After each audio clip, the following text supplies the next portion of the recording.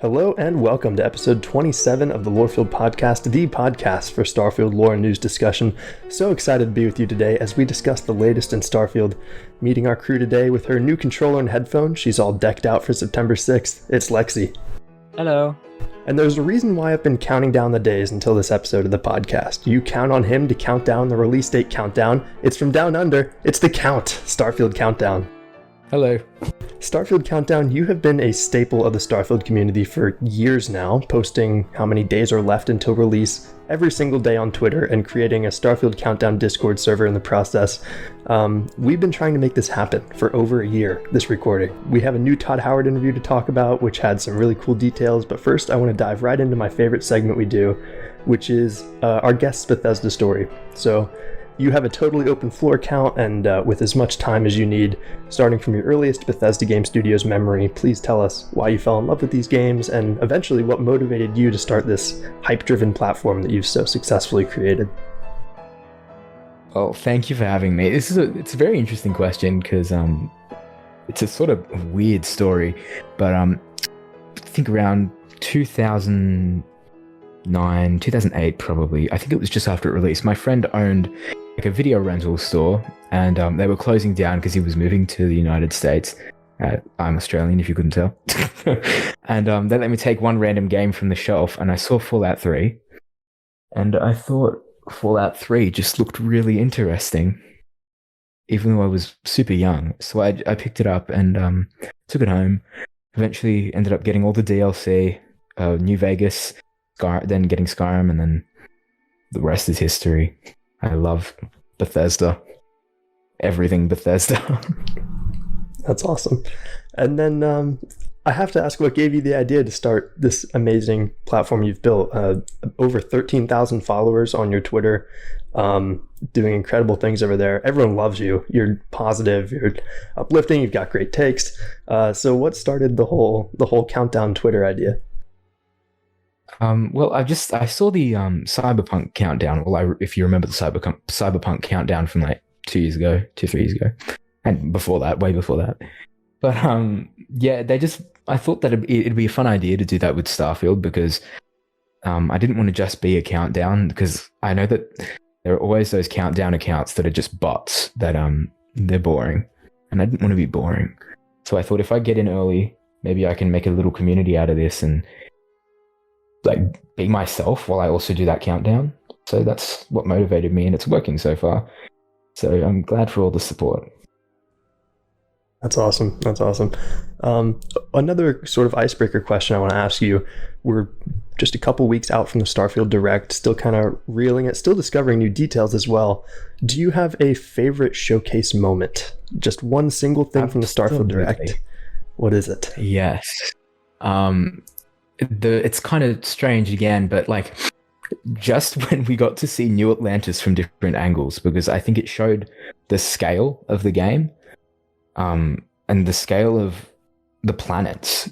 Like I was so excited. I had always had the thought since last year's showcase that like I could just walk away from New Atlantis and look at it from a distance, and we got to see that. Now I know I'm able to actually do that. So yeah, weird, but I'm excited to just look at a city from far away. That's awesome. I love it. I do think my favorite, like from a cinematography perspective, my favorite shot was when we saw New Atlantis from across the lake. That was, it looked so good. Yeah, that's a great pick. It did. So I think we'll talk about this new Todd Howard interview on the Kind of Funny Xcast. It was 49 minutes long, so longer than the Starfield Direct, actually. It clarified some points of confusion about... There we go. Sorry. It's also a bit controversial.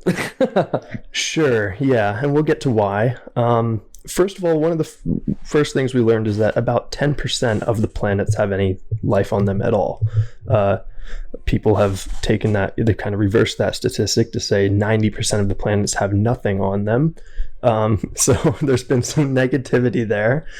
Lex, I'll ask you, as far as this 10% of planets having life goes, what are your thoughts and feelings about it? Realistic.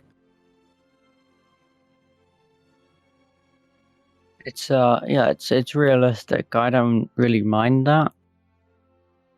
Because let's say you go to like Mercury or Venus, do you really expect you're going to find life there? Like, you look at Venus, for example.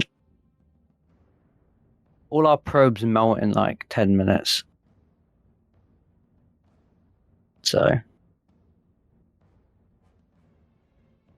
it's not exactly a fun place to be, especially if you're a living organism. Gotcha. Sure.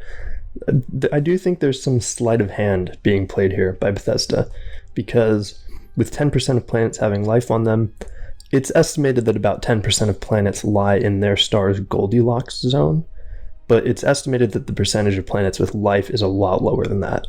So Bethesda's kind of being a little sneaky and saying basically any planet in the Goldilocks zone will have life, which is fair, and it'll make the game more interesting. But it's kind of interesting the way they've kind of twisted that little statistic to say 10% of planets in the Goldilocks zone is actually 10% of planets with life. I kind of like what they did. I think that it's just like Lexi said, realistic, and that is the main appeal of it for me, and I think for a lot of other people. I think the more casual viewers or more casual fans of Starfield, I guess, are concerned that it's just going to be sort of similar to No Man's Sky in the sense that it's going to be more sandboxy than it is an RPG. But I feel like that's not a concern, because that's still 100 planets with life on them, and then we don't know what those other planets are going to, like what that means for us, what the other planets are going to have, what we can do on them. We know we can build outposts, we can get life on there by like sending our crew down. So it seems like there's a lot more stuff to do, so I wouldn't be concerned. Yeah, I fully agree. And I kind of find it bewildering that anyone would be upset at the thought of Bethesda games becoming more sandboxy, because you still have the RPG there. It's the most dialogue lines ever in a Bethesda game, more than Fallout 4 and Skyrim combined. But now we also have the sandbox elements. It's like having a BOGO sale on games and being mad that you got the free one. A little bit is the way I see it. Yeah. And it's just the fact that they have to keep reinforcing that there's so many, like there's a big focus on RPG elements is really interesting, because it's like, are people not seeing it? Right, yeah. We also have another statistic on planets, not really a statistic, but just a fact. And I've been begging for this for years. Longtime listeners probably remember it.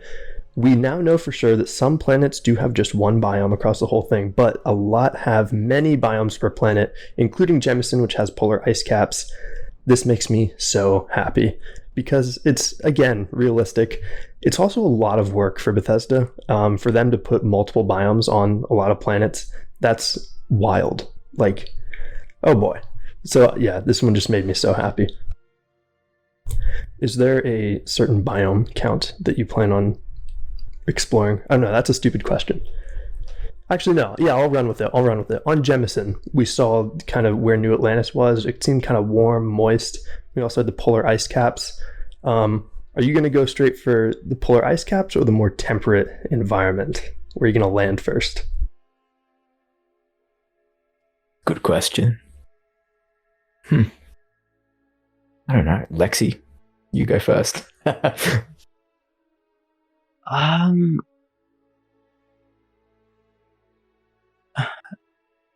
Probably the jungle, but the problem with jungles is there's a lot of hostile creatures that spawn in the tropical environments.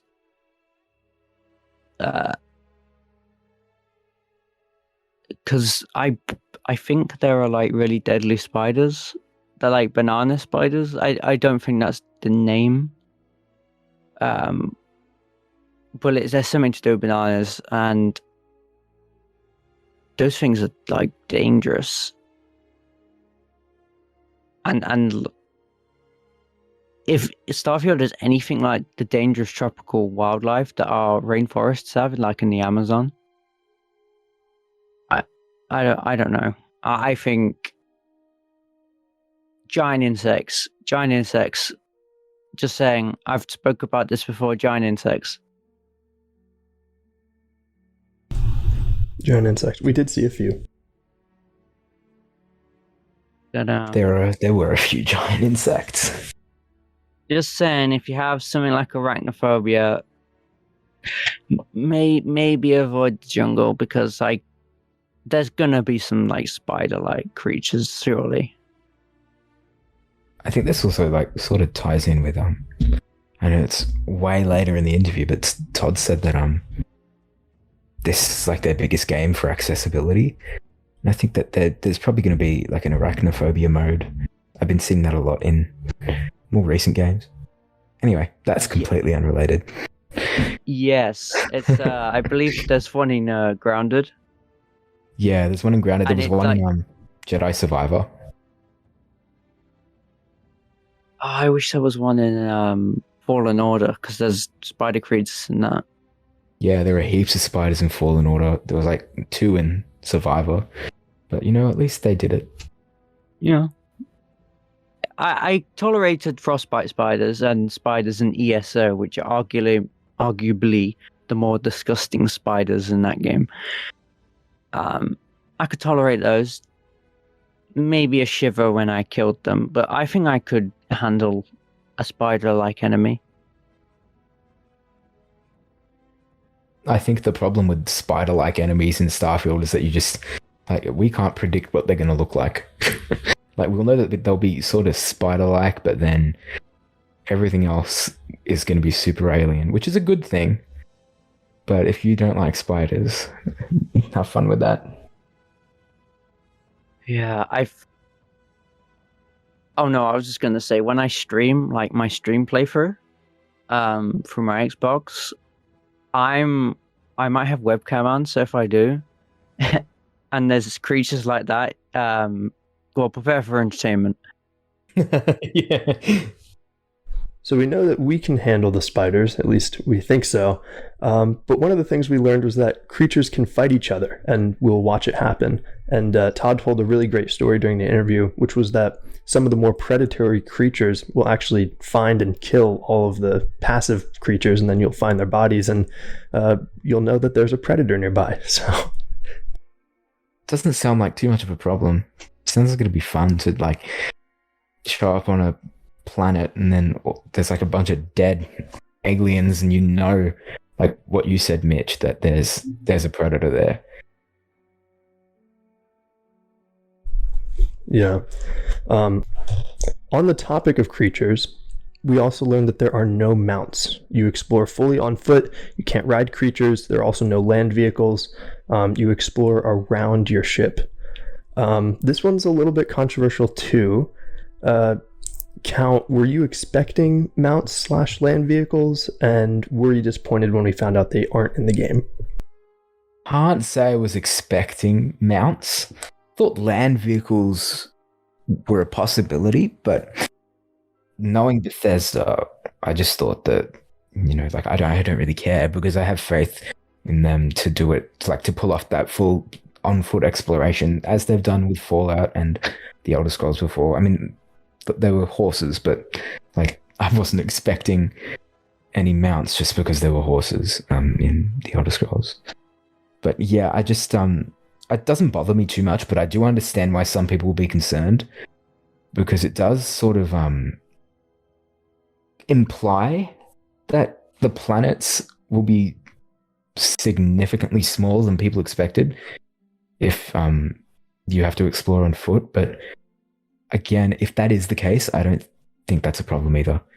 And I don't think that they'll shrink the planets just to make it easier to explore on foot. Interesting, yeah. My only thing with the land vehicles, I'm completely fine with them not being in the game. It's just that there was that one concept art that definitely showed a rover. That was definitely a rover that got everyone's hopes up. I wish they hadn't shown that concept art, because that planted the seed, so to speak. Because I was expecting land vehicles because of that. I thought that was one of the tricks they had up their sleeves for the Starfield Direct, and I was wrong.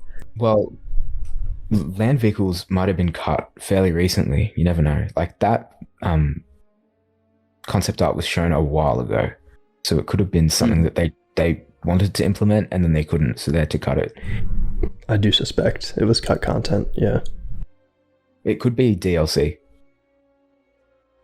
That would make people outraged. there would be some tantrums if that happened. I don't know. I didn't expect it. I mean, they've never designed their worlds for vehicles. That's why we've never had them. Is everyone's like moaning, "Oh, the engine could never do this," and people were memeing about the spaceships. Oh, there's no way it's going to handle free flight.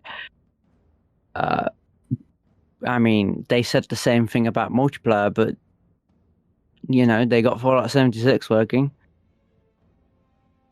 and we've got a flyable ship. So you know, all the naysayers get just debunked anyway.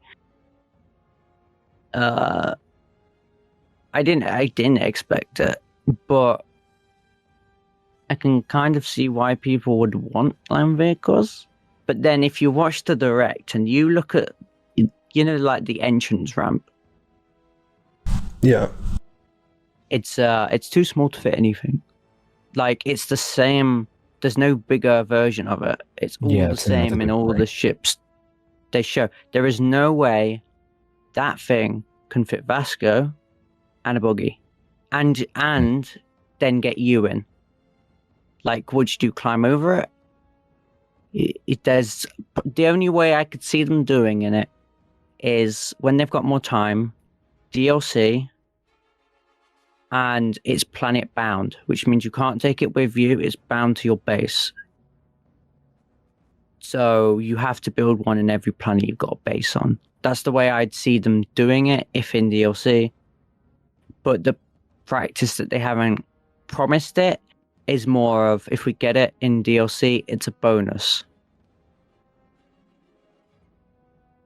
You make a few really good points there. I think what you said about people like memeing the spaceship thing and saying that the engine couldn't handle it is just it's evidence of like why we shouldn't have expected the land vehicles. I just feel like Bethesda wouldn't, if we already got the spaceships, I feel like they wouldn't, knowing that people, well, not everyone, but there are always people that are negative. I don't think they would have thrown that much in there if it was going to be that big of a, like an issue, that big of a struggle to get done, especially because they haven't done it before. So, I mean, the spaceships are already a big leap, like I said. You never know.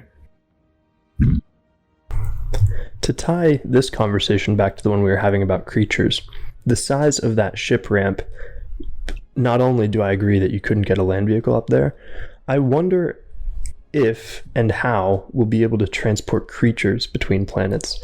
Because if we want to make them fight at our outposts, or if we want to sell them or farm them, whatever. Now, bear in mind also, we can customize the ships. So there could be much larger ramps that, you know, in theory, if they wanted to do DLC, you could get a vehicle up there or get a larger creature into your ship.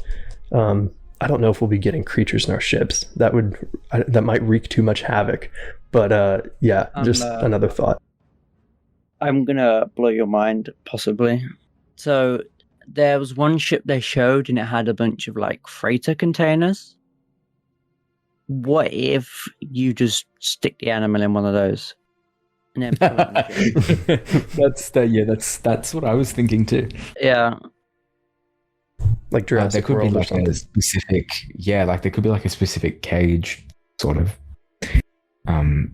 addition, like a cargo thing. You've got like a giraffe-like creature, and like its neck sticks out like the container, and you just got this like ship, like it's like a dog sticking its head out the window when you're flying it.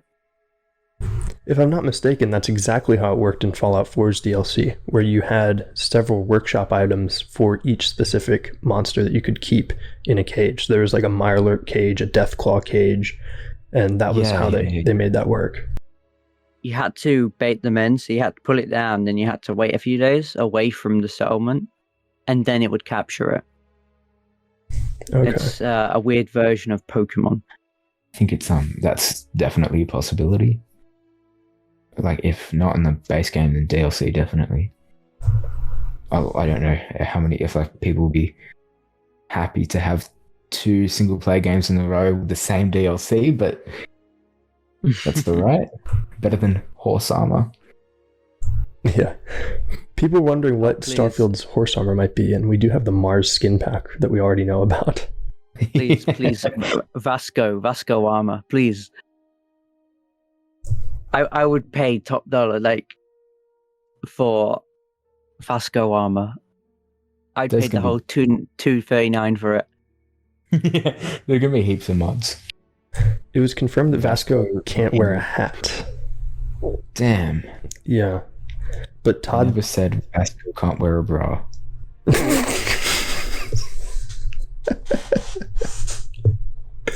Oh, jeez.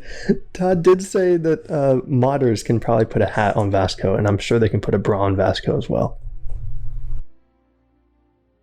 I want to give him some thicker Assaultron legs. There you go. Yeah, that'll happen. You'll get that. Yeah, I will even like donate to request a modder to make a mod like that. Like, that would be hilarious. It's already a meme already.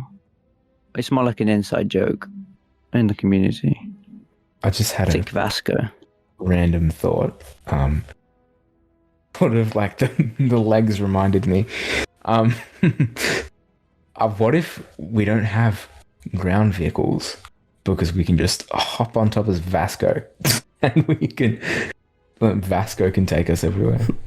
Does that count as a mount? Yeah, I'd love to mount Vasco, if you know what I mean. I'm sorry. Just so capabilities. Please assume okay, this episode is automatically explicit. I apologize. I don't know if the algorithm will catch that though. That was pretty. It was innuendo. Oh, I meant like the on like Spotify and stuff. Oh. All right. Well, I'm going to Mitch button this conversation. We were talking about ships, and we learned a few other things about ships. One of which is that we learned a bit more about how stealing ships works. So you can steal any ship in the game, and you can customize any ship in the game because every single ship is built using the in-game tools. What they did say is that you can steal a ship and upgrade its parts immediately, but in order to like customize it and rearrange it, you have to register it, which I believe costs credits. So the ship customization really should be broken down into 2 separate pieces. You have the upgrades. Think of like Mario Kart or something, where these components you can like upgrade. No, not Mario Kart, but like some racers that you can just, without changing the look of your vehicle, you can upgrade its specific parts and get more speed or more agility or whatever. But then you have the kind of like the total build piece by piece side of ship customization. So yeah, I was thinking of it as one system, but there are very much 2 distinct systems going on here. So if you steal a ship, can you like sell it into the register in it? I would imagine, yeah. If you don't want to register it, you just start stealing ships to like farm credits or something. Although, I wonder, can we steal Pascal Logan's ship and then auction it off? Auction off his own ship. Or register his ship.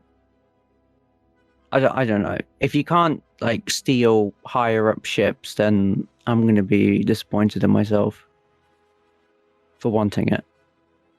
I think that stealing higher up ships will work similarly to just Like there'll probably be a skill for it, like lock picking, hacking, that kind of thing. So, do you think we'll be able to like break into an airlock by using our digipicks? Well, I mean, I guess you could. It's a really good question, actually, because it'd probably work. Like you'd have to deal the damage, and then you wouldn't have to break in because it'd be broken. Oh, okay. Just throw a couple mines at it or something. Yeah. What were you going to say, Lexi? Sorry. I was just going to say, but there's a docking hatch. What if you like break that open? I mean, you won't be able to leave the planet with it because you'd have a massive hole. Because we know ships have loading screens. Yeah. Or a form, because the way the hatch opens, that is the way you enter your ship. That is a loading animation thing that we're used to.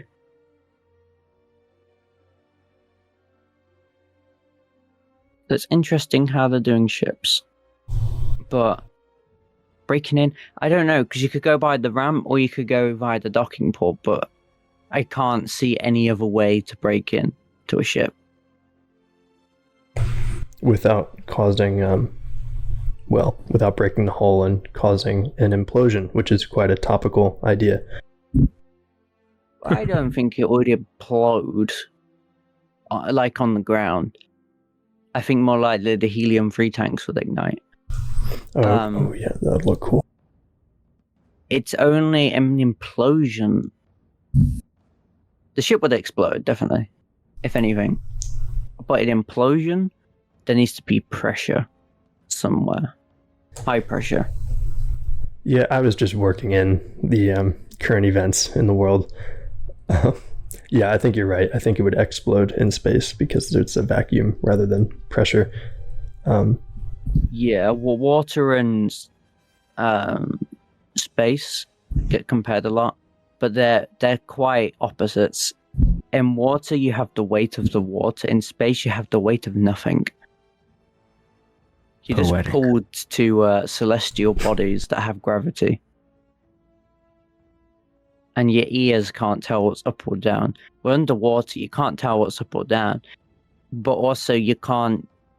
I mean, you're surrounded by water, like, it's just as annoying, but you've got the weight of the water as well.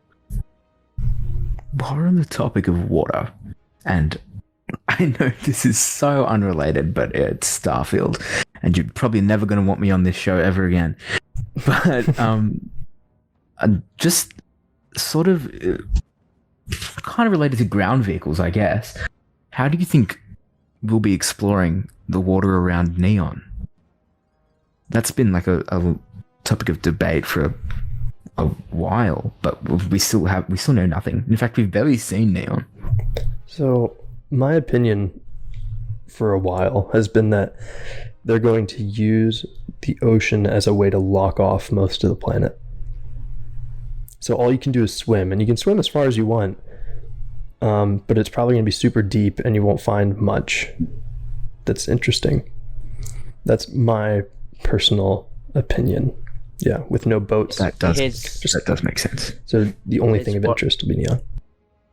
Okay, so what I think is going to happen is, you know, in Fallout 3 when you jump off something high and when you hit the ground you hear your bones break and like you do the ragdoll. I think that's going to happen when you jump off the platform, because you're going to hit the water, you're going to smack it like a solid object, and you're just going to hear all your bones break before you drown.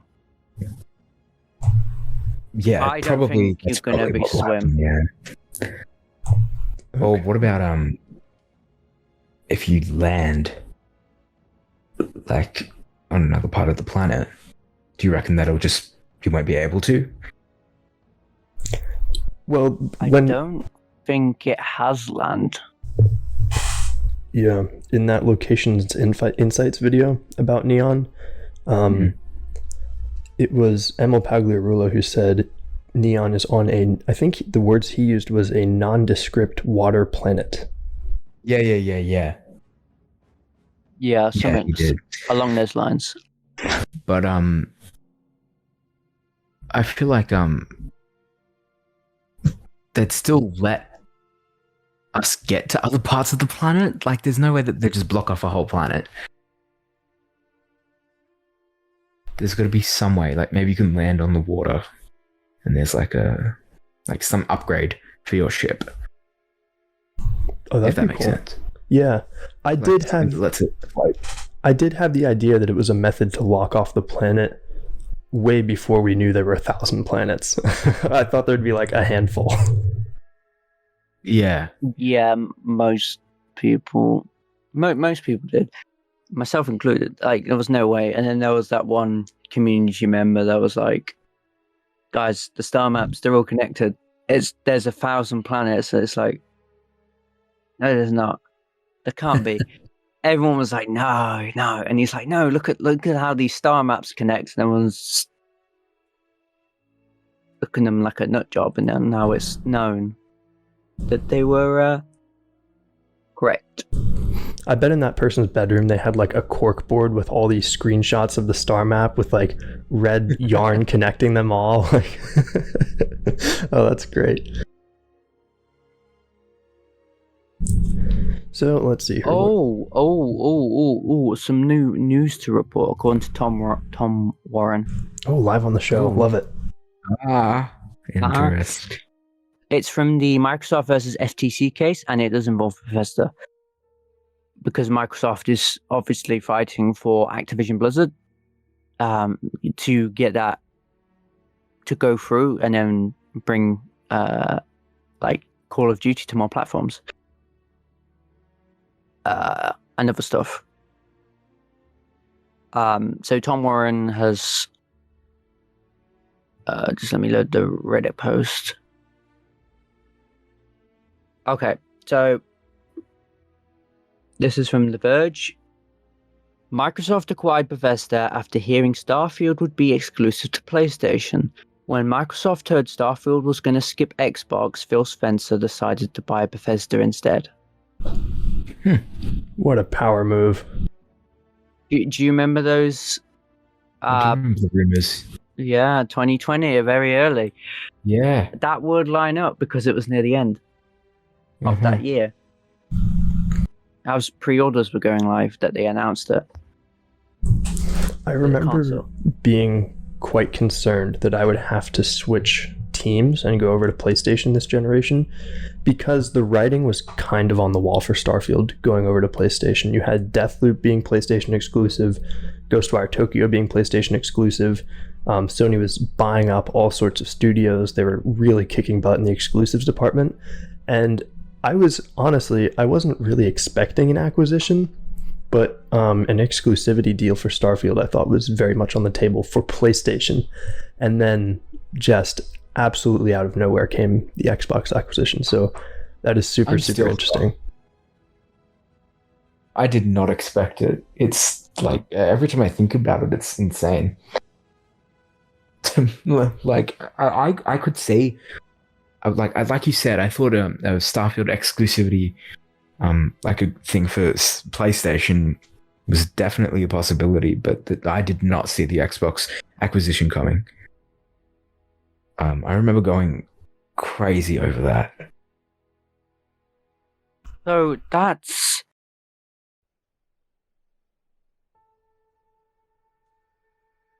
So if Starfield was going to be a PS5, it wouldn't be the Starfield we're getting, because I believe instead of making new content with the delay and all this,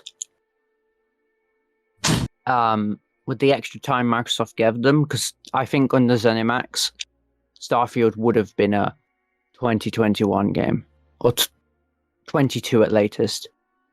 I don't think ZeniMax would have delayed it further. I think ZeniMax would have pushed it out for 21. That's just a personal opinion. And they were a private company, so they had the investors and stuff. Yeah, there was a lot more pressure when they weren't a part of Xbox. So yeah, you're probably right. Like with the extra time, instead of making new content, what they could do is restore cut content. I've heard that. I don't know if that they've actually said that. But this could be a Bethesda game where we get the least amount of cut content because they're restoring it all. Not mad. And I hope that's true.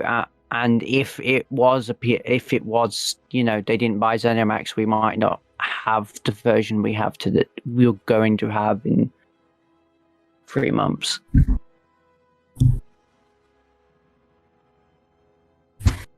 It's unfortunate PlayStation gamers can't will be able to play this game, but I think it goes. always. Yeah, sorry.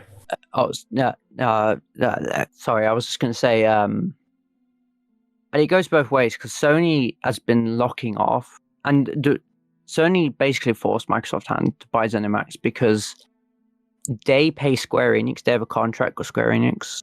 I think it's a contract that PlayStation can go. Sony can say we don't want this game on Xbox. Here's a bunch of money. And that's why Final Fantasy VII Remake isn't on Xbox. That's why 16 isn't on Xbox.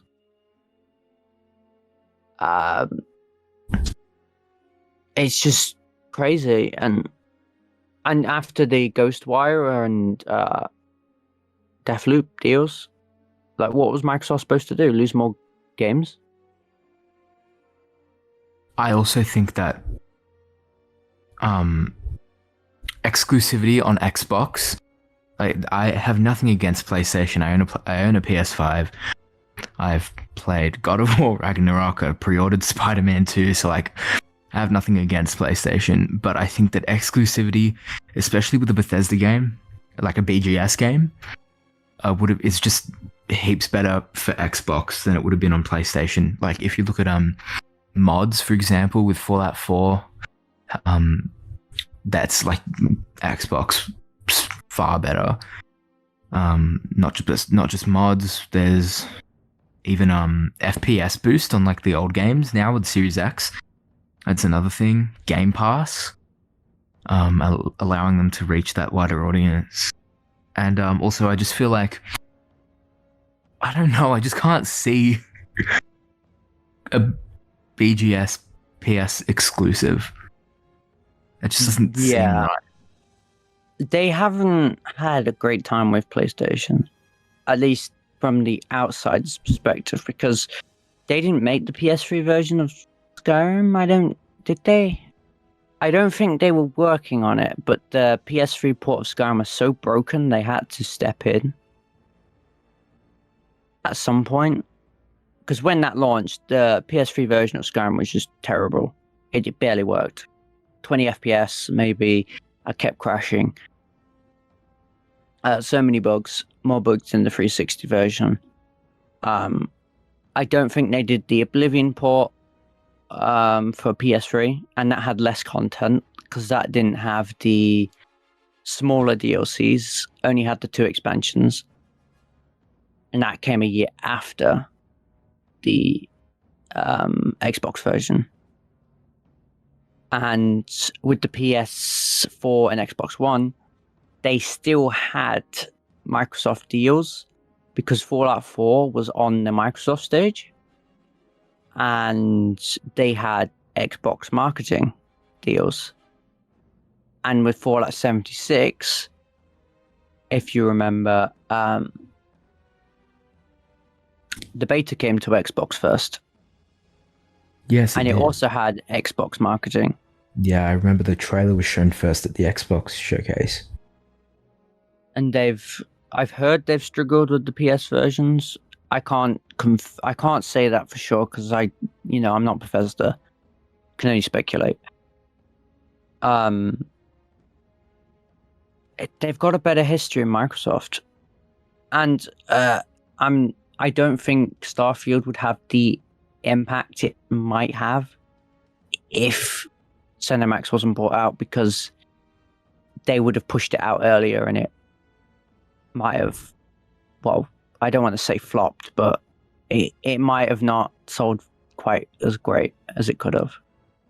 Yeah, and then People you have to would have- consider Yeah. like Game Pass as well. And you can see like with the last year's showcase and this year's showcase, the difference between the two, like what a difference, oh my god, the difference that a year can make. So yeah, you're right. I don't think it would have had that same impact. Anyway, sorry for interrupting. No, you're good. What do you think, Mitch? Well, as someone who hasn't played on PlayStation since the PS2 days, I don't have any experience with a Bethesda game on PlayStation. So I can't really speak to the condition of their games through the years. However, you could kind of sense that tight connection between Xbox and Bethesda going all the way back to Morrowind, which was an Xbox exclusive, funnily enough. It did seem a little backward that they were looking at going towards Sony, but it's almost like they almost fell to the dark side, but then they found themselves coming back home, and all is right in the world. It was the ZeniMax board director, because apparently they were the ones that made Arcane make Redfall as a live service game. That's what I heard. Half the team was on board, half the team wasn't on board with Redfall. But then with Starfield, I think money. Sony could offer millions of dollars, and ZeniMax would like money in their eyes, cha-ching, cash register sounds.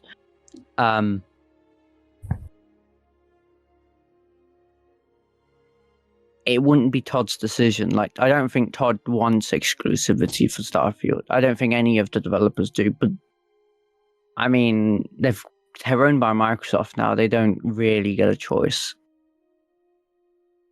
And it's the same with the Test 6 exclusivity. We know it's going to be exclusive. They're just dancing around it so people don't get angry right now. We know Elder Scrolls is going Xbox exclusive. Like, there's no reason why it wouldn't.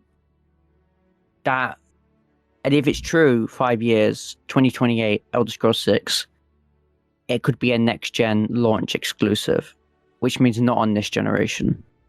That it would launch on the next console, which would be the first Elder Scrolls game to be a console launch title. But think of how many sales that console would make just for that game.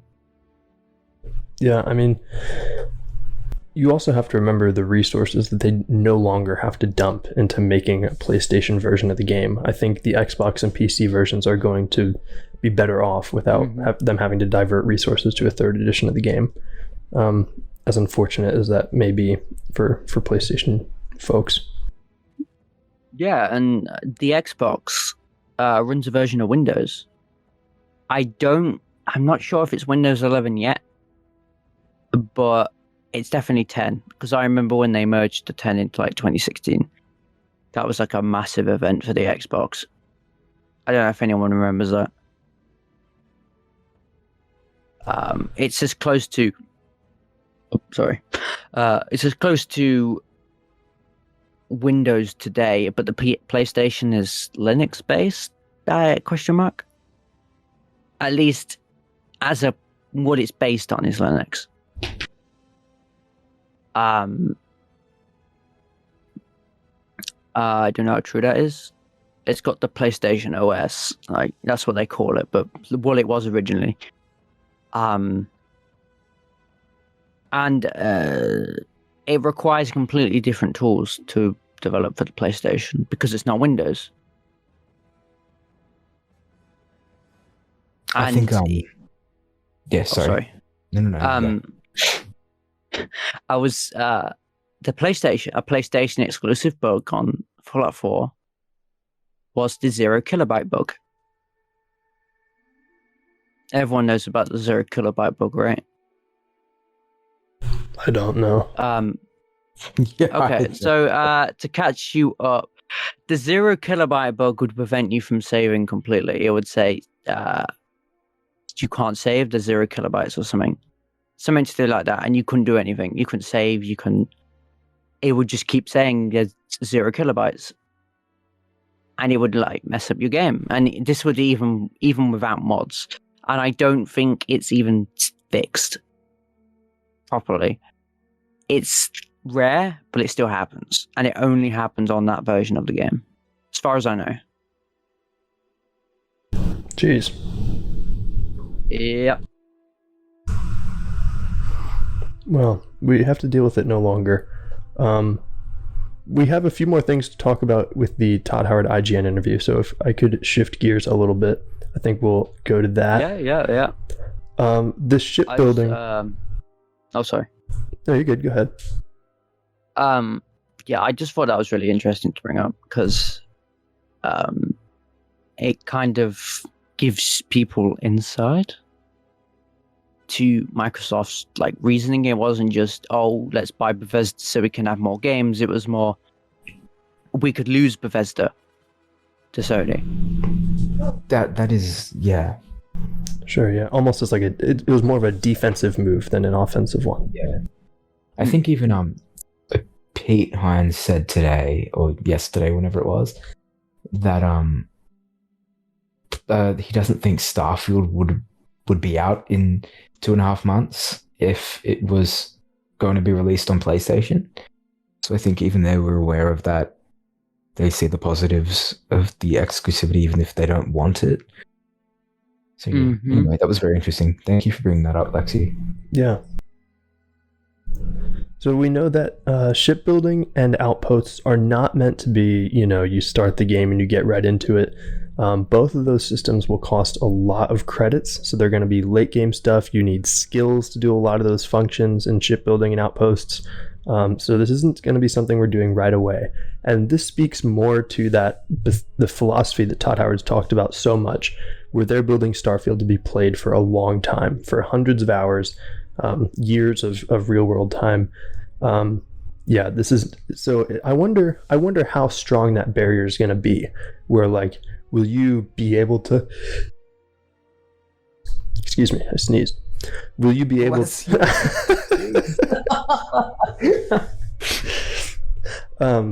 So will we be able to like start an outpost or customize our ship at like level 5 or level 10?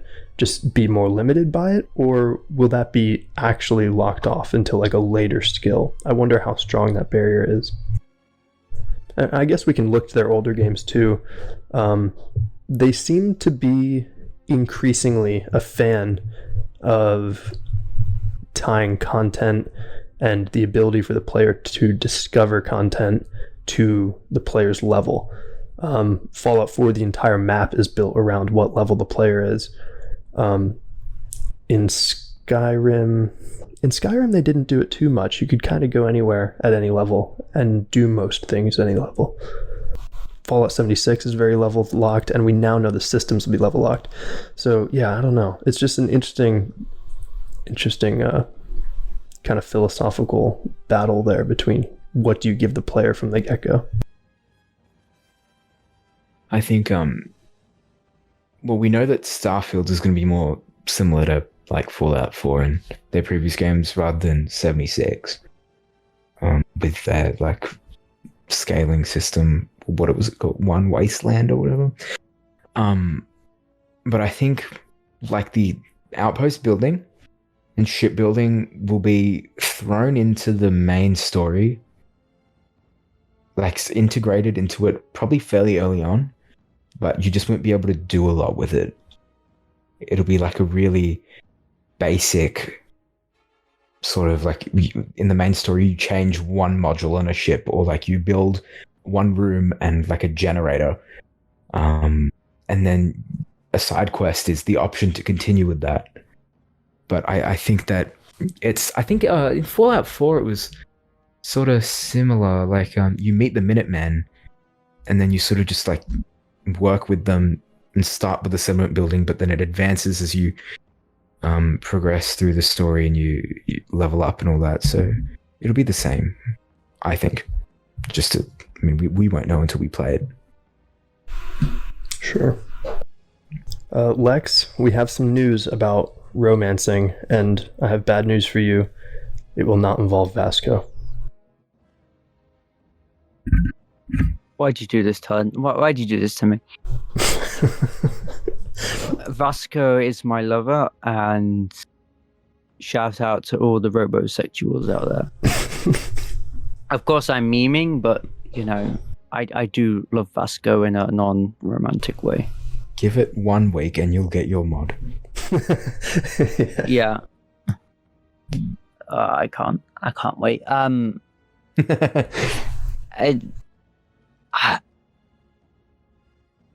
They said there's only 4 romanceable, but there's more companions, obviously. There's not just like 4. There can't be.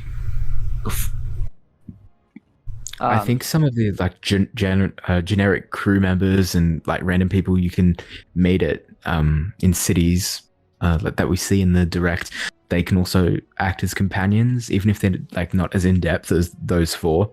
Yeah. Like just they'll be able to join you and fight and all that. I think I saw Matty say he thinks it's a step back. He thinks it's a downgrade from Fallout 4, which had 10 at launch. But I disagree there because it's quality over quantity for me. If those 4 companions that you can romance are in depth, like really, really deep, deeper than Fallout 4's, I think that's a huge upgrade. I'd rather have less. I think anyone would prefer less high quality romance quests and that interactions than 10 or 20 more bland and simple romance options. Yeah, I completely agree. Like, if you compare Skyrim with Cyberpunk, for example, like you get the 2 sort of extremes where like you can marry anyone, but you see how that's like really it limits the depth and like how much like you're married, but it's sort of limiting on the role playing part. Sorry. Yeah. You bring up an interesting point or topic. Can we get married in Starfield? Like we max romance. Can we get married? That's an excellent point. I didn't even think about that. Yeah. Thanks for bringing that one up too. I'd love, you romance Sarah Morgan, Arthur Morgan. You romance her, and you can get married in a chapel. I mean, that path isn't for me. My path is walking down the aisle with Vasco. I knew it was coming. Holding hands, swinging hands. That is a great question, Lex, because we also know about the 4 different religions. Yeah. Wow. This got a lot deeper than I thought it was going to go. That's really, something I never really thought about. The 4 religions could have different customs, like with marriage and all that.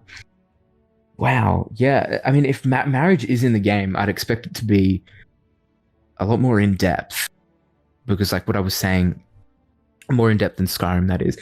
This is what I was saying before with like if you look at Cyberpunk, they have like fully fleshed out romance stories, and there are how many in Cyberpunk? Like 5 or 6. So I can imagine 4 in Starfield will probably be like really in depth, and I'm sure that the marriage, like if marriage is in the game, you can expect it to be a lot more exciting than Skyrim. Not saying that Skyrim was bad though. I mean, I still love it. I think the jump's going to be comparable to Skyrim to Fallout 4. Yeah. How giant of a leap, I think it's going to be the same. Yes, there's going to be less, but didn't they talk about there might be extra support for Starfield in the long run? Yes. Uwu eyes. You never know what they're going to do.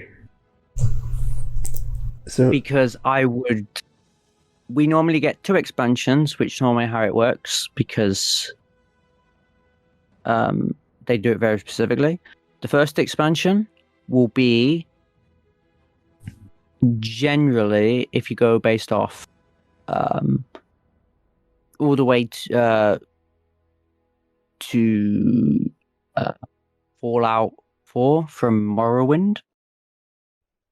Well, actually, no, from Oblivion, because Morrowind added 2 locations. One DLC, one expansion will add new locations to the map. So for Starfield, in that context, I'd say existing planets would get new locations or new randomly generated available locations. Cities might get new locations as well. And then I think there will be an expansion for planets. Like, there will be new planets for new content, rather than going to existing planets for content. But we might, if we get an extra year of support, we could get 2 more, so we could get like 4 expansions and then other DLCs. You'd take away from Test 6, but 4 expansions, I mean, that's a lot of content. One of the things, and that's big content. One of the things Todd talked about in his, I think it was his interview with Ryan McCaffrey quite recently, he said their plan for the game is one that I think mirrors Fallout 76, which is to have content drops of varying sizes. So like a few small ones, and then kind of intermittently placing like larger content drops throughout that post-release cycle, which is exactly what they're doing with 76.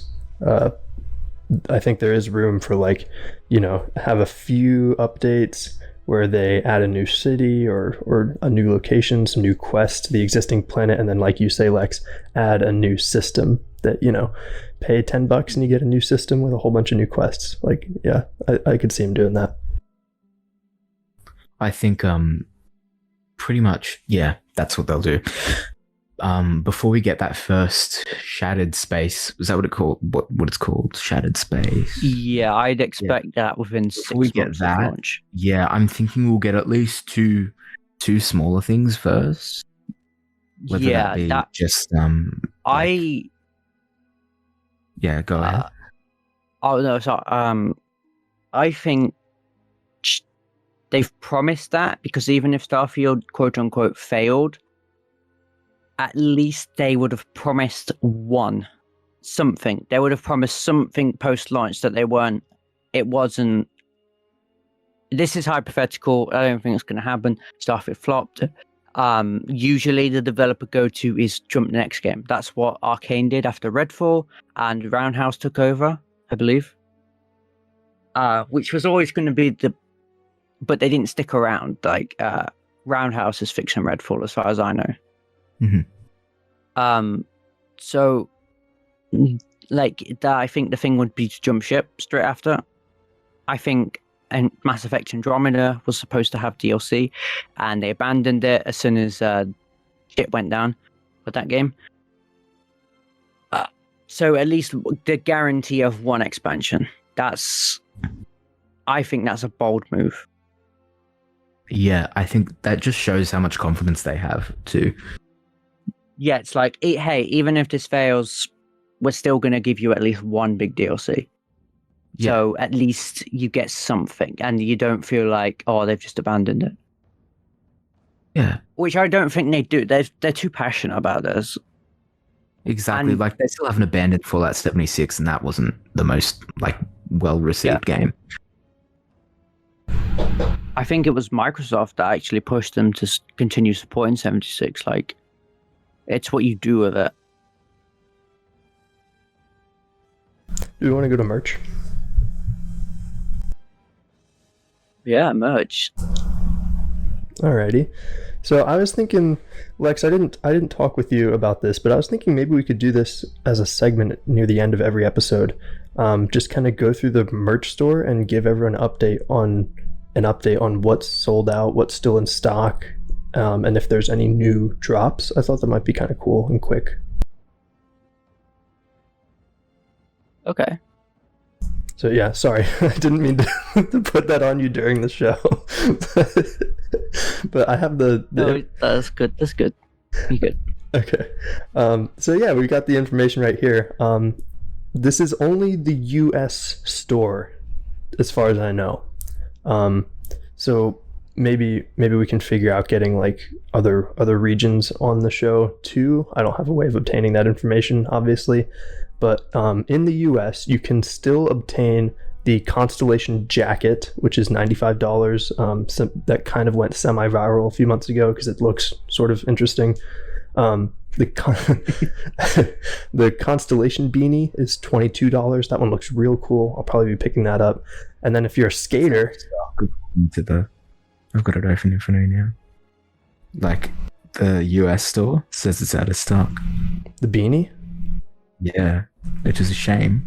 Oh, Oh no! Please don't tell me. I'm checking the international store. Please let the beanie be in store. I'm spreading misinformation. I just checked it yesterday. Want the beanie. This is shocking. Okay, so The only thing that's like in stock is the jacket and the skate deck. What is a skate deck? Oh, it's yeah, it's a skateboard. Whoa! The Constellation edition's back in stock on the international store. Oh, Oh, nice! Wow.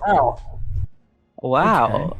that's cool. The beanies and Vasco's still out of stock. So count even the only- desk mat is out of stock. oh no, that's in stock. Okay. And the logo tip, but not the retro Constellation one. Everything else is out of stock. Oh, the mat's out of stock here. I really wanted the Explorer bundle. Okay. Like I got it. I'm gonna do an unboxing. It's like the collector's edition, yeah, boy. Oh yeah, I got the collector's edition. That was like Do you- $500. Ridiculous. But do you know what sucks? Like, really sucks. I'm No.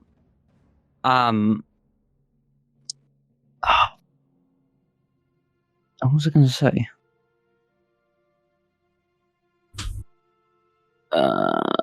What were we talking? Like, I need a refresh. Sorry, I only got up like an hour ago, so.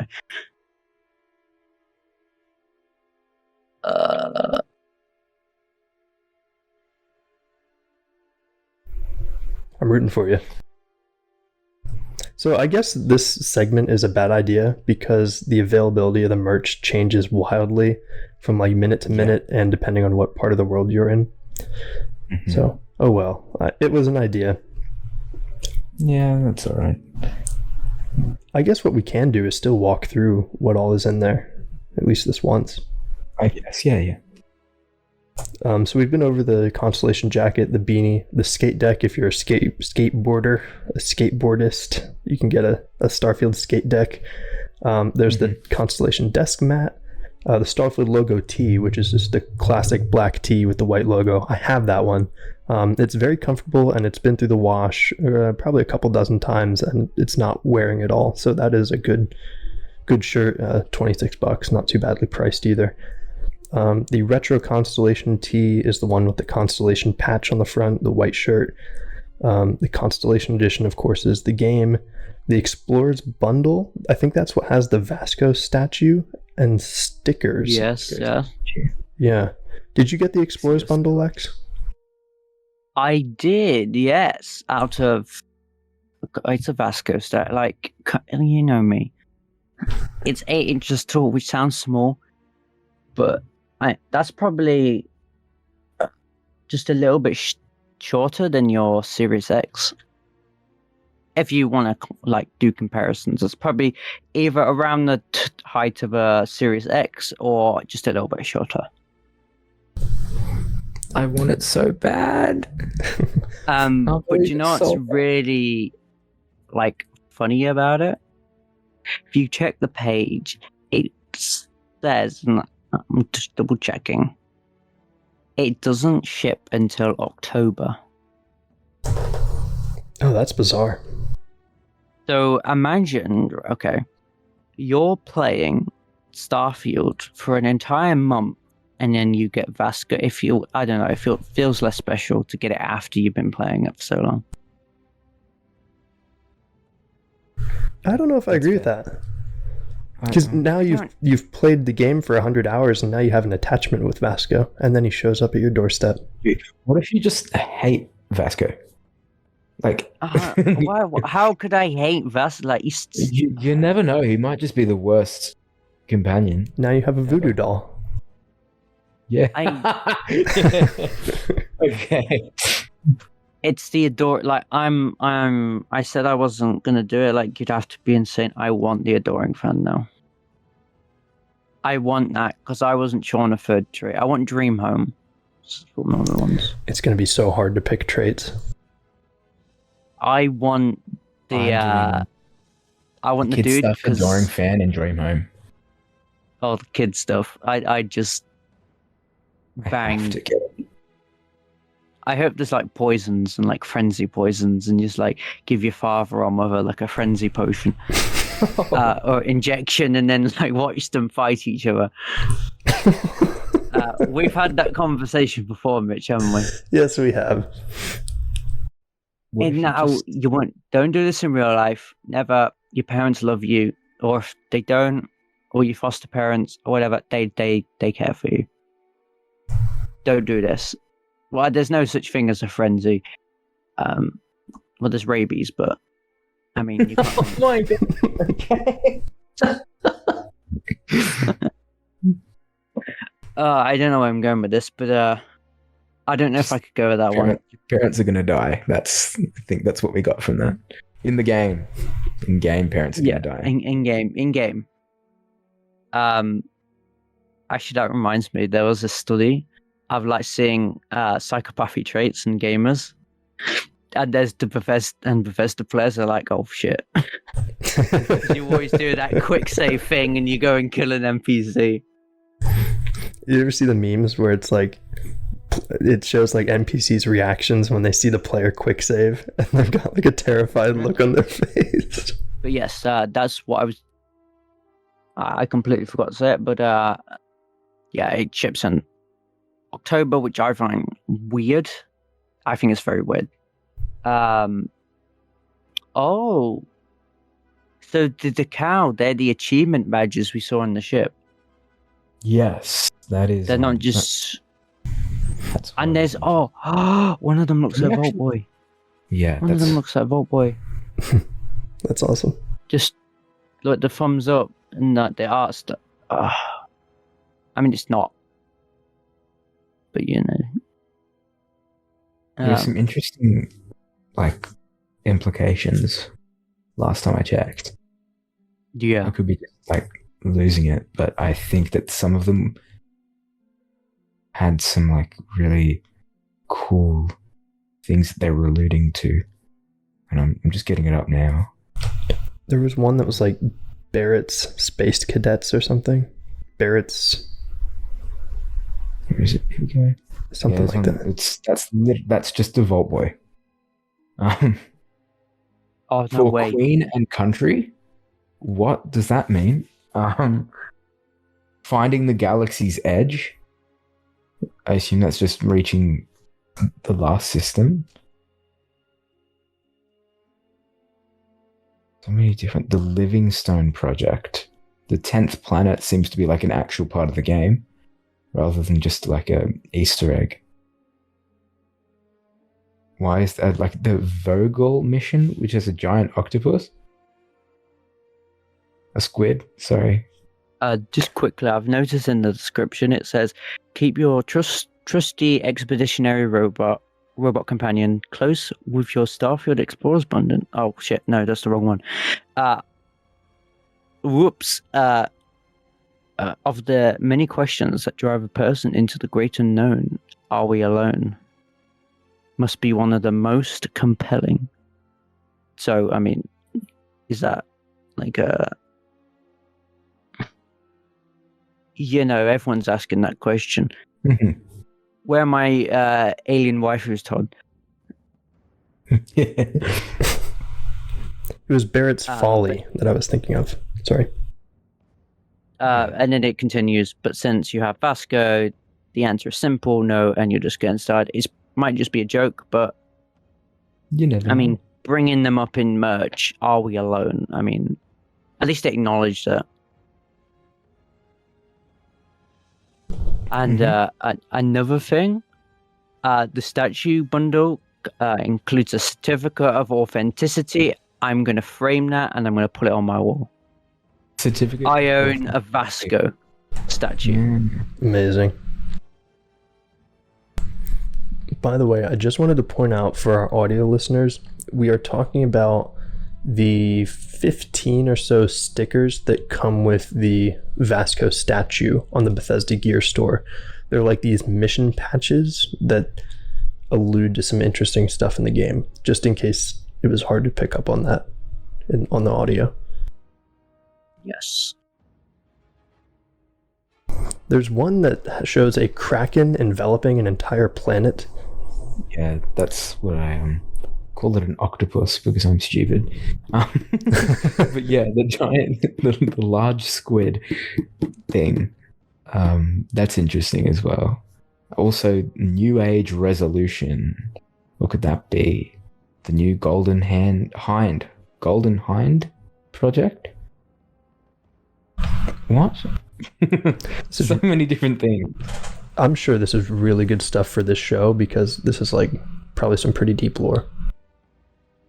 Yeah, you can get into that. Maybe I can come back. Yeah, that'd be great. We'll do like a Starfield patch analysis. Before we move on, though, I do have one extra thing I want to add. I don't see many people talking about the 10th planet anymore. Yeah, I think it was just mostly sort of. I think it was copium because we had no news. Yeah. So we were like,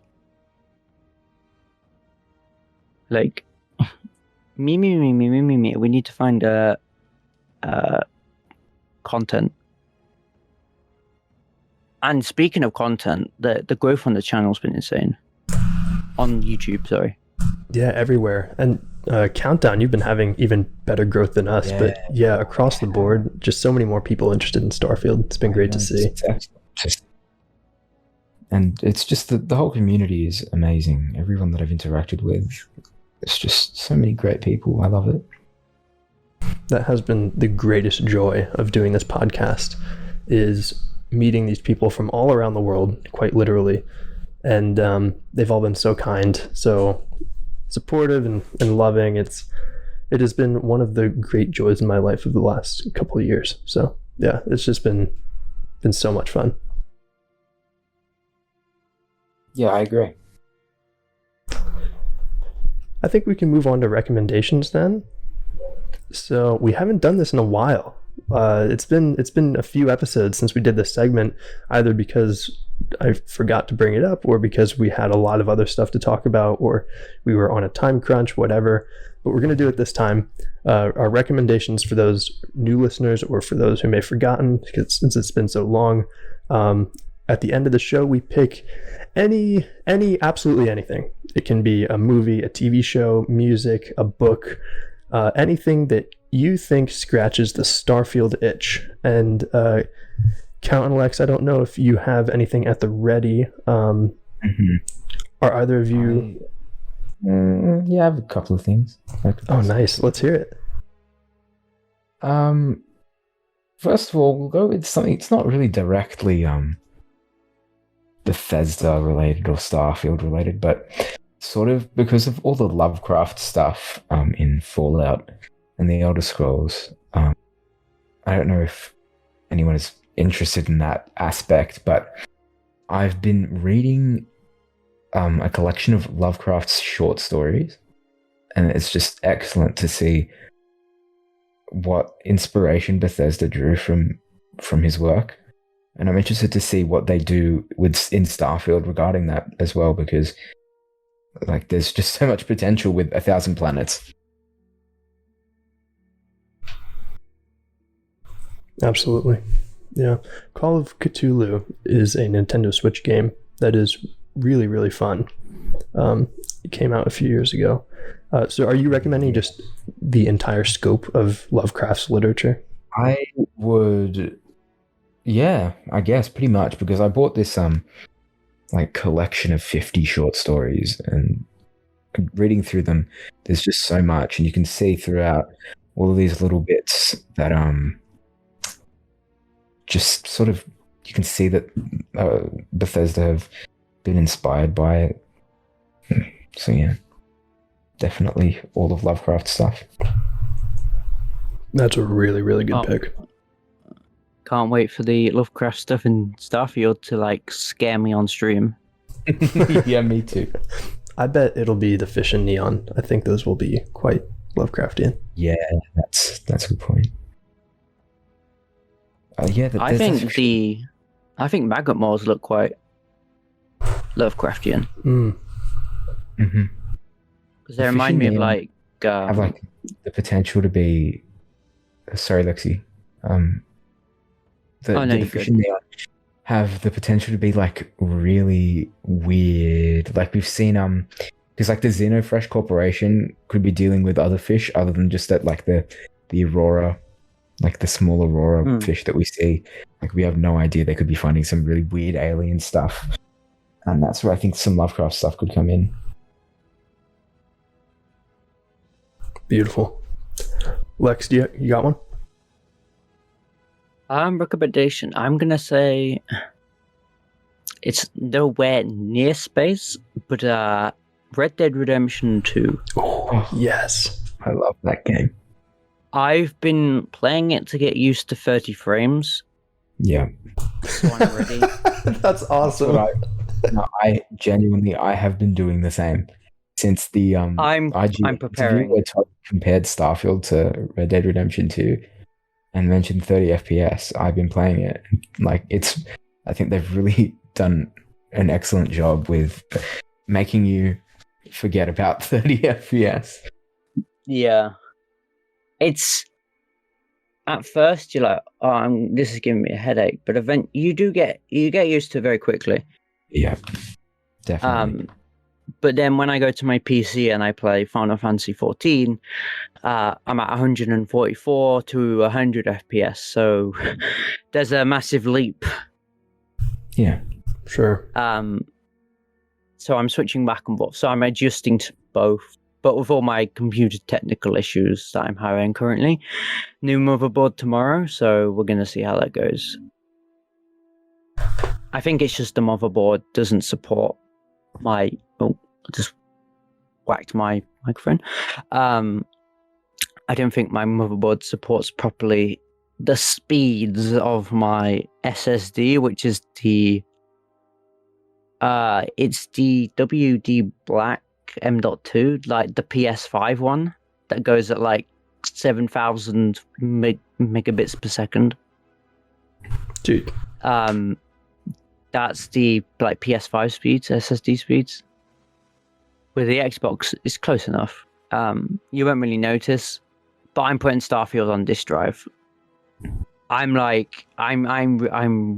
over. I've overexpanded myself with Starfield. I'm ready. Beautiful. Well, personally, I just have my Xbox, but I wish you the best of luck with all of your PC stuff. My plan is my PC is my personal save.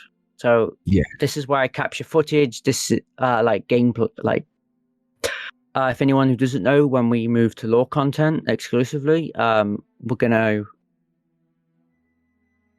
have gameplay of what we're gonna be talking about.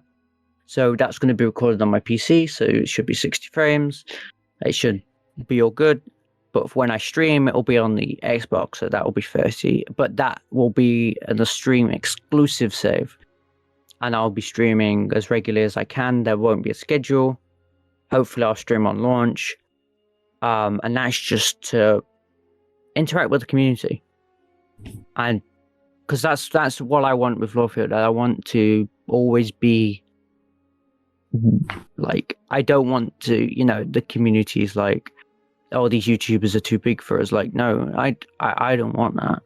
I want to engage with the community. I want to keep that relationship going. I want to do community events, all sorts. That's my plan. So if you didn't know that, you've got a lot to look forward to.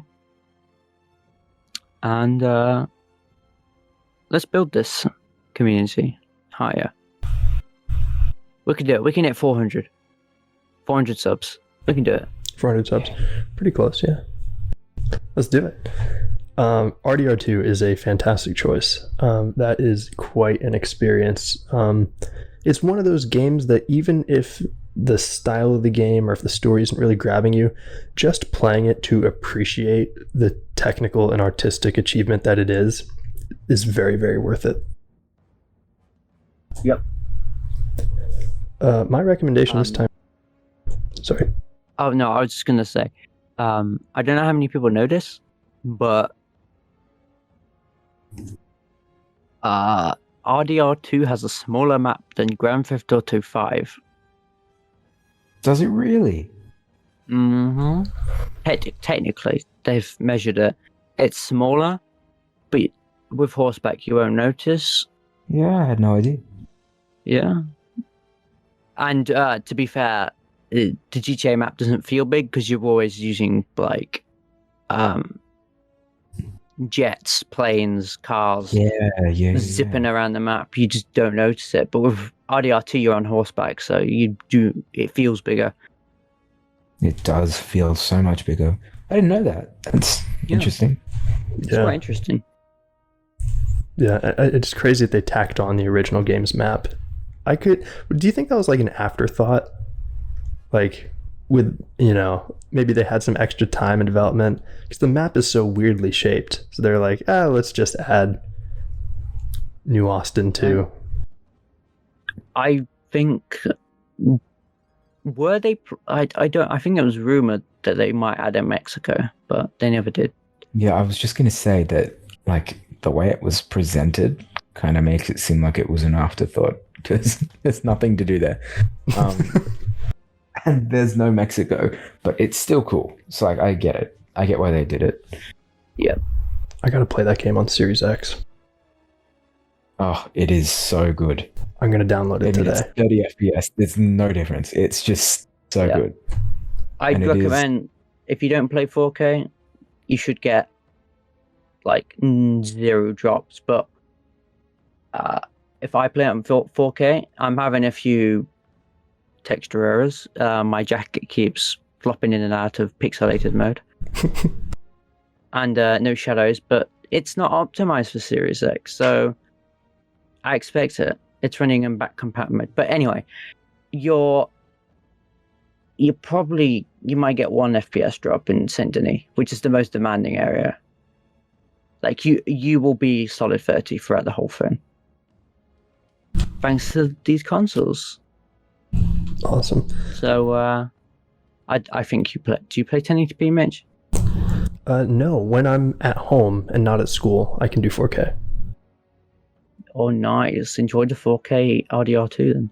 I will. That was such a good pick, Lex, because I'm literally, as soon as we're done, I'm going to go install it. That was awesome. 80 gigabytes. Good luck. Is it only 80? I thought it was over 100. Yeah, I thought it was like 120. Oh, it's 100. Okay. Even worse. I'll make do. I'm going to pick a movie, which I haven't done in a while, and I'm not a huge movie guy, but I did just recently, within the last few weeks, watch Close Encounters of the Third Kind for the first time.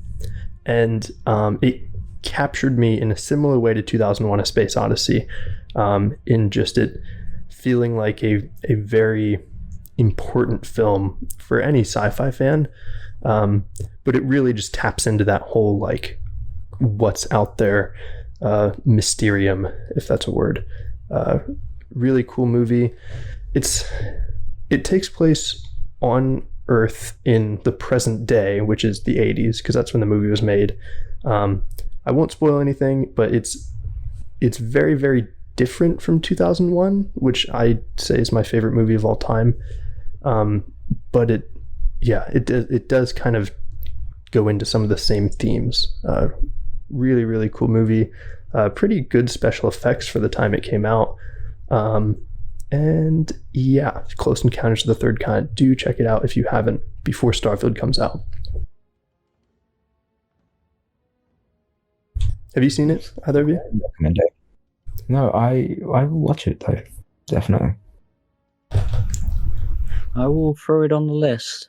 The list that I tend to forget I even exist. Yeah, the ever-growing. Yeah, I think we've all got one of those. But yeah, it's pretty good. So, I think we can wrap up.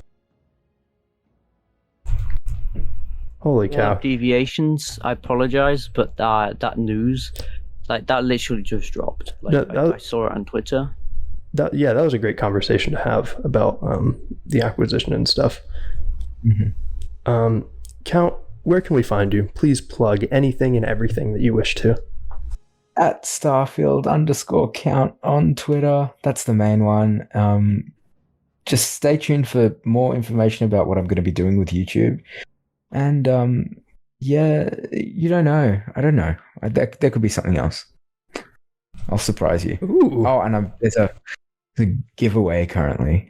I'm currently partnered with Fanatical Games, and they've given me a code for a Steam key for the Starfield Digital Premium Edition. So enter that, just like and or retweet and follow me and Fanatical.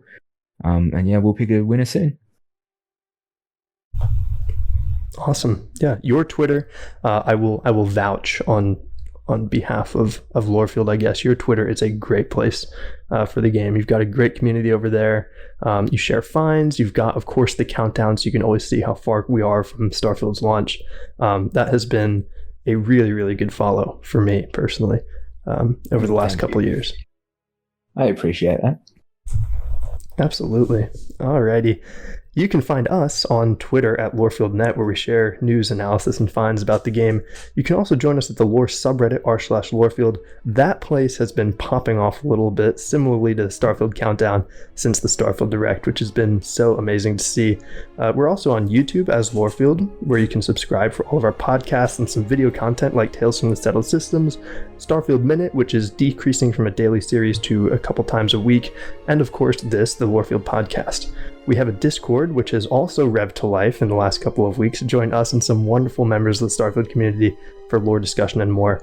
Thank you so much for listening, everybody. We will see you next time. Farewell. Bye all.